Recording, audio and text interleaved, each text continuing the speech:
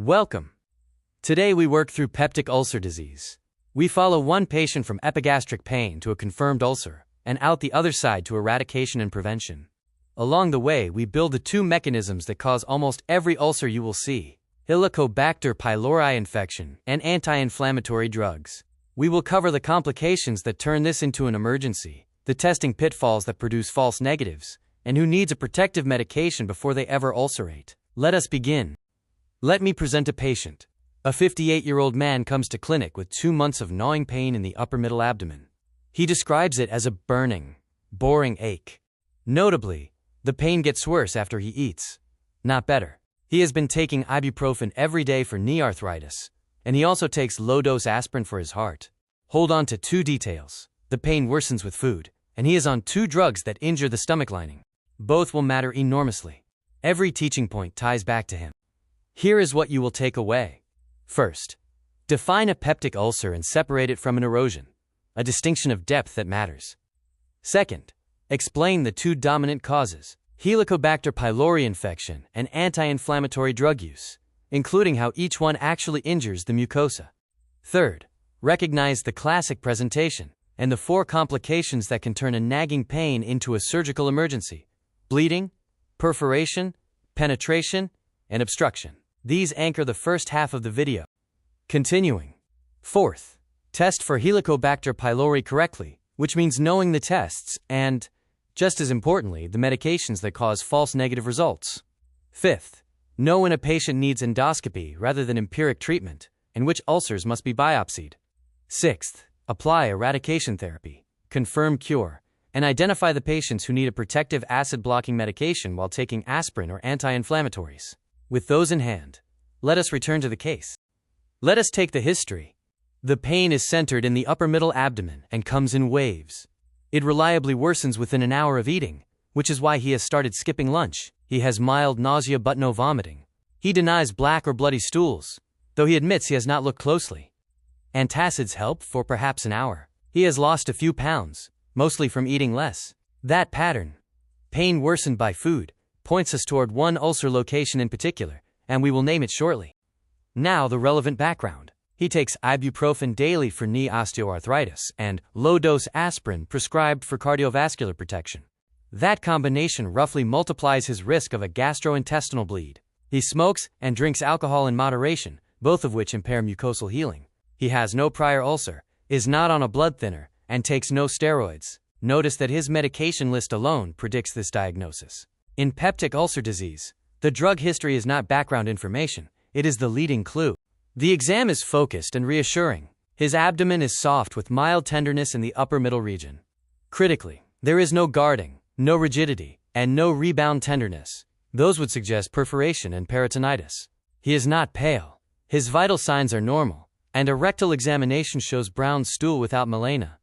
So we have an uncomplicated ulcer picture. The exam's real job here is to exclude catastrophe. A rigid abdomen or a hypotensive tachycardic patient changes everything and sends you to imaging and surgery. Let us define it precisely. Peptic ulcer disease is a break in the lining of the stomach or the first part of the small intestine, the duodenum. The size threshold matters. A defect larger than about 5 millimeters is called an ulcer. A smaller, more superficial break is called an erosion. The distinction is not academic. Ulcers penetrate deeper into the wall, which is why they bleed, perforate, and obstruct, while erosions generally do not. So when an endoscopy report says erosions rather than ulcer, the risk profile is genuinely different. Why care about getting this right? Peptic ulcer disease is common, and it is one of the leading causes of upper gastrointestinal bleeding, which carries real mortality. But here is what makes it such a satisfying diagnosis.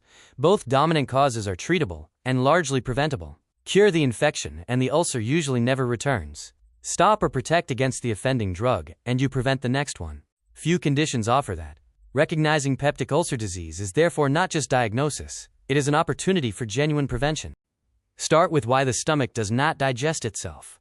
The lining is protected by several layers of defense. A blanket of mucus traps a bicarbonate-rich layer that neutralizes acid right at the cell's surface. Beneath that, a rich blood supply delivers oxygen and carries away back diffused acid, and the epithelium repairs itself remarkably quickly. Tying all of this together are prostaglandins, local signaling molecules that stimulate mucus and bicarbonate production and maintain that blood flow. Remember prostaglandins, because one of our two main causes attacks them directly. Now hold two forces in mind. On one side sits aggression, gastric acid, and the digestive enzyme pepsin. On the other side sits defense, the mucus and bicarbonate barrier, mucosal blood flow, and the prostaglandins that sustain them. In health, these are balanced. An ulcer forms when that balance tips, either because aggression rises, as in acid oversecretion, or, far more commonly, because defense is undermined. This is the key insight. Most ulcers are not a problem of too much acid. They are a problem of a weakened defense. Our two main causes each attack that defense. The first major cause is Helicobacter pylori, a spiral-shaped bacterium that colonizes the stomach lining, often acquired in childhood and carried for life. Here is a number that surprises people. Roughly half the world's population is colonized, yet only about 10 to 15% of those colonized ever develop peptic ulcer disease. So colonization is common, and disease is not, which means the organism alone is not the whole story. Host factors and bacterial strain both matter, but when an ulcer is present, the infection is the leading suspect. How does it do the damage? The organism produces an enzyme called urease, which splits urea into ammonia and creates an alkaline cloud around itself. That lets it survive in an acidic stomach. It then burrows into the mucus layer and provokes chronic inflammation of the lining. That sustained inflammation weakens mucosal defense and alters acid regulation. The result is ulceration. The numbers are worth memorizing. Helicobacter pylori causes roughly 80% of duodenal ulcers and about 30 to 40% of gastric ulcers. It is the dominant cause. The second major cause is anti-inflammatory drugs, aspirin, and the non-steroidal anti-inflammatory drugs. Their mechanism follows directly from the physiology we just built. They block the enzyme that makes prostaglandins, and prostaglandins were maintaining mucus, bicarbonate, and mucosal blood flow. Remove them, and the defense collapses, while acid keeps arriving. This is why the injury happens even when the drug is not swallowed. It is systemic, not just local contact. Regular use is associated with roughly 5 to 6 times higher odds of a gastrointestinal bleed, a striking number. Beyond the big two, several other causes deserve a place on your list.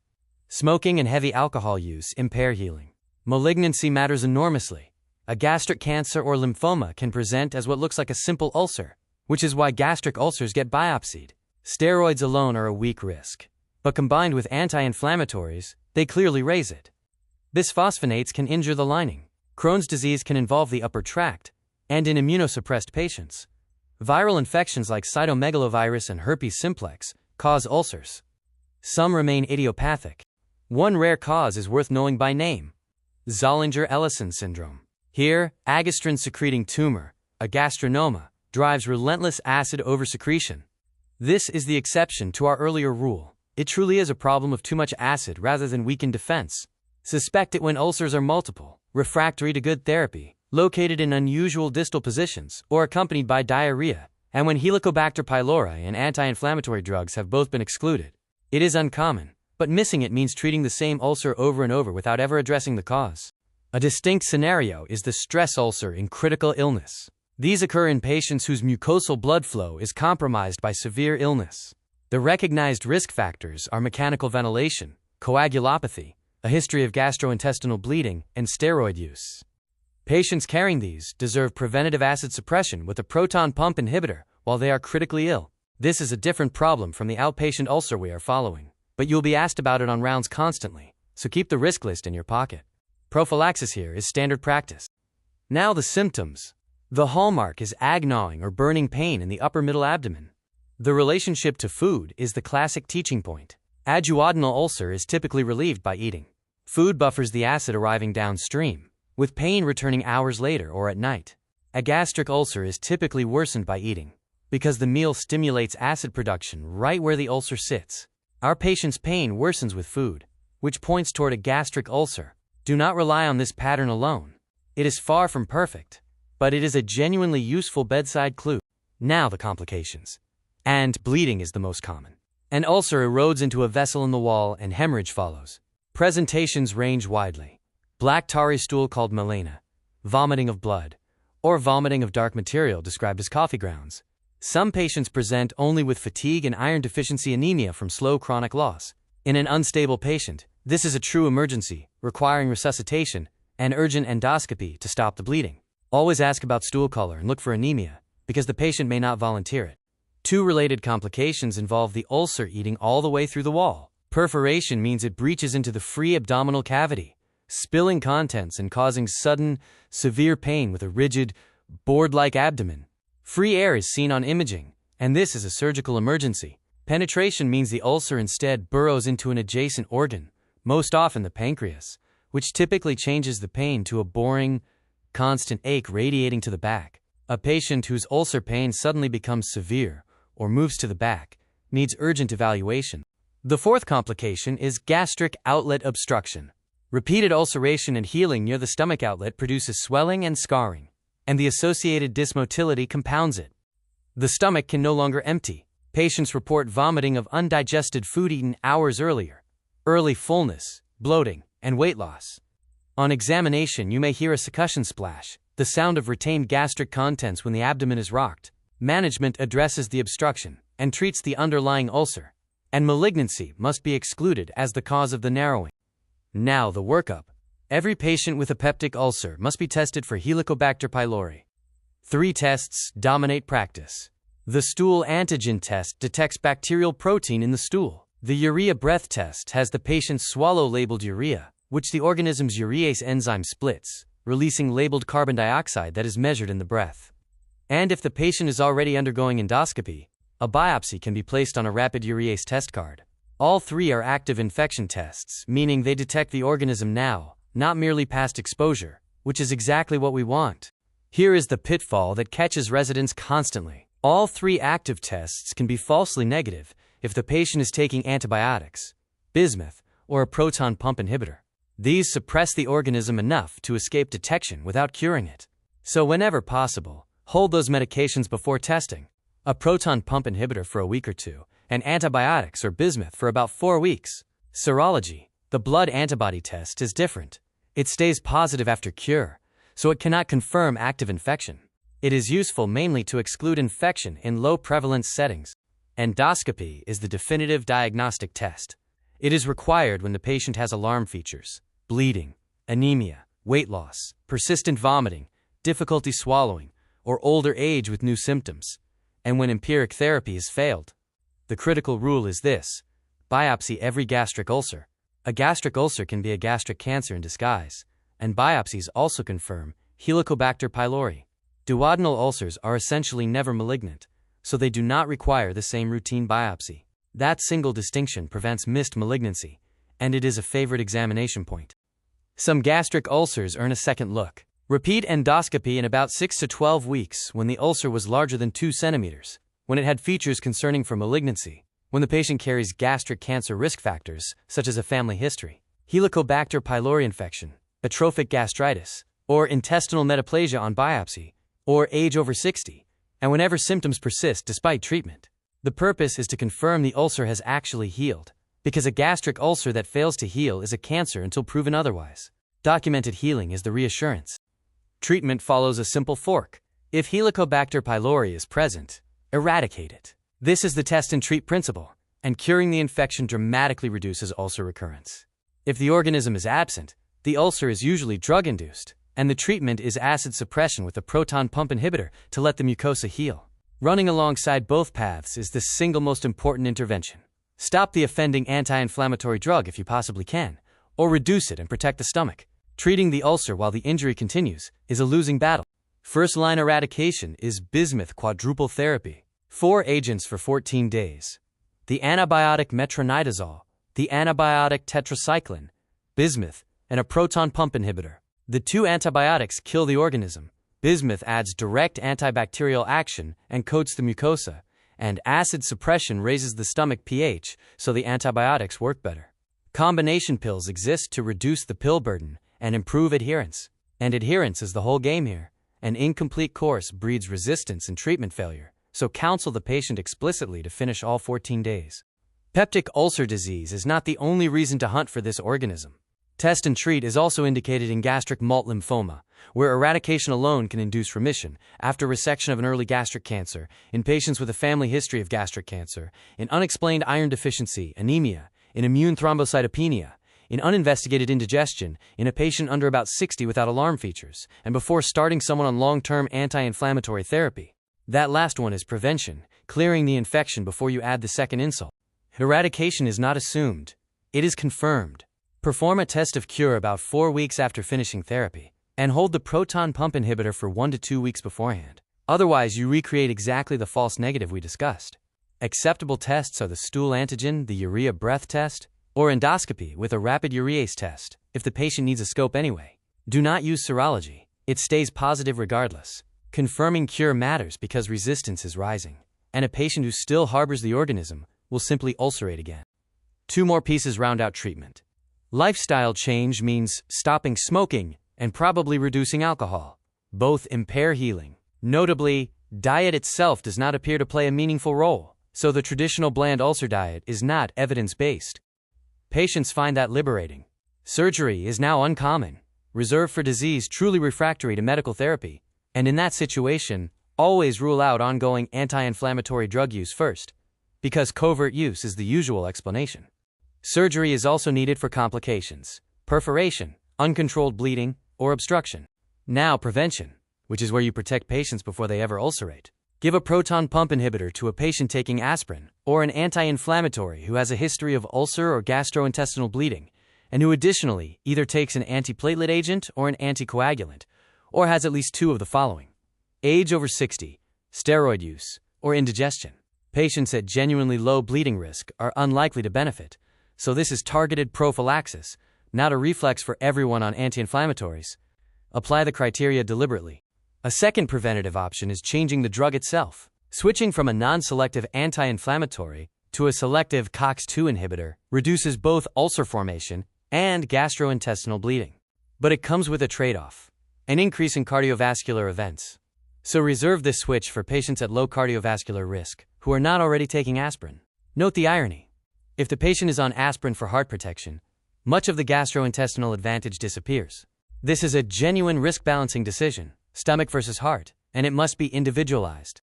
Let us close the loop on our man. His gnawing epigastric pain worsens with food, which suggests a gastric ulcer. He takes daily ibuprofen plus low-dose aspirin, a combination that alone explains mucosal injury. He has no alarm features and a benign examination. The plan: test for Helicobacter pylori, stop the ibuprofen, and find another approach to his knee pain, and proceed to endoscopy given his age and risk profile, with biopsy of any gastric ulcer to exclude malignancy. If the organism is present, eradicate and confirm cure. The history built the plan. A few traps to avoid. First, do not test for Helicobacter pylori while the patient is on a proton pump inhibitor, bismuth, or antibiotics. You will get a false negative and treat the wrong problem. Second, never leave a gastric ulcer unbiopsied. That is how gastric cancer gets missed. Third, do not treat an ulcer while the patient keeps taking the drug that caused it. Fourth, do not skip the test of cure. An assumed eradication that failed simply returns as another ulcer. Each of these mistakes is common, and each one is entirely preventable. Here is the assessment and plan. A 58-year-old man with 2 months of epigastric pain worsened by food, on daily ibuprofen and aspirin, with no alarm features. The problem is peptic ulcer disease, most likely a drug-induced gastric ulcer, with Helicobacter pylori still to be excluded. The plan: stop the ibuprofen and manage his knee pain another way. Start a proton pump inhibitor, test for Helicobacter pylori, and arrange endoscopy with biopsy of any gastric ulcer. If the organism is present, treat with quadruple therapy and confirm cure 4 weeks later. Let us recap the framework. First, almost every ulcer traces to one of 2 causes: Helicobacter pylori infection or anti-inflammatory drug use, and both attack mucosal defense. Second, test for the organism correctly, holding the proton pump inhibitor, bismuth, and antibiotics beforehand, so you do not get a false negative. Third, biopsy every gastric ulcer, because cancer hides there. Fourth, eradicate with quadruple therapy, confirm the cure, stop the offending drug, and give prophylaxis to the high-risk patients who must stay on it. That is peptic ulcer disease. These are the sources behind today's teaching: the Lancet and Journal of the American Medical Association reviews of peptic ulcer disease, the American Journal of Gastroenterology treatment guidance, and the consensus recommendations on prophylaxis for patients taking anti-inflammatory drugs. Consistent with current gastroenterology guidance. Thank you for working through this case, and I will see you in the next lesson.